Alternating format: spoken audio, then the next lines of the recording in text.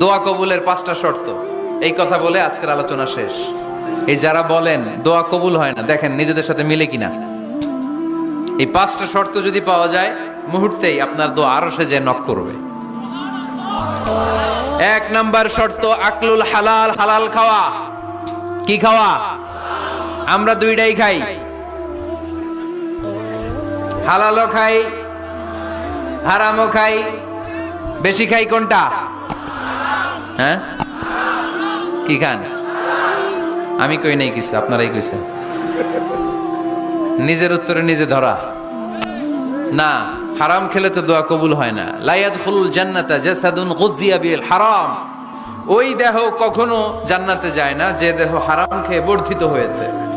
কেন দোয়া কবুল হয় না? মিলিয়ে নেন নিজের জীবনের সাথে, জাস্ট একটু মিলিয়ে নেন।